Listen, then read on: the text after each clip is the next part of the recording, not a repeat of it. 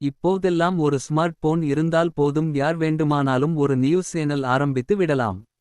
அப்படி ஆரம்பிப்பவர்கள் தங்களை ஒரு பத்திரிகையாளர் என்று சொல்லிக்க முடியுமா? அவர்களது வாகனங்களில் பிரஸ் ஸ்டிக்கர் ஒட்டிக்கொள்ள முடியுமா? சட்டம் என்ன சொல்லுது என்று பார்ப்போம். முதலில் RNI பதிவு. இது யாடபிக்கு பொருந்துமா?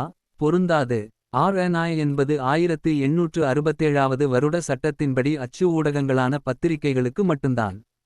யூடியூப் என்பது ஒரு டிஜிட்டல் பிளாட்ஃபார்ம், எனவே இதற்கு பொருந்தாது. பின் யூடியூப் எந்த சட்டத்தின் கீழ் வருகிறது என்றால் 2021 இன்ஃபர்மேஷன் டெக்னாலஜி தகவல் தொழில்நுட்ப விதியின் கீழ் வருகிறது. இந்த விதியின்படி அரசுக்கு தெரிவிக்க வேண்டுமே தவிர RNI போல ஒரு அதிகாரபூர்வ பதிவு கிடையாது. இது வெறும் இன்ஃபார்மேடிவ்தான். சரி, இப்போ அந்த பிரஸ் ஸ்டிக்கர் வண்டியில் ஒட்டலாமா என்றால் கண்டிப்பாக ஒட்டக்கூடாது. அதிகாரபூர்வமான அங்கீகாரம் இல்லாமல் ஒட்டினால் அது ஆள் மாறாட்ட கேஸாக மாறும். மேலும் மோட்டார் வாகனச் சட்டப்படி போலீசார் ஃபைன் போடுவாங்க. ஒரு யூடியூபரா உங்களுக்கு கருத்து சுதந்திரம் இருக்கு. ஆனால் நீங்களே உங்களை ஒரு அங்கீகரிக்கப்பட்ட பத்திரிகையாளராக சொல்லிக்க சட்டத்தில் இடமில்லை.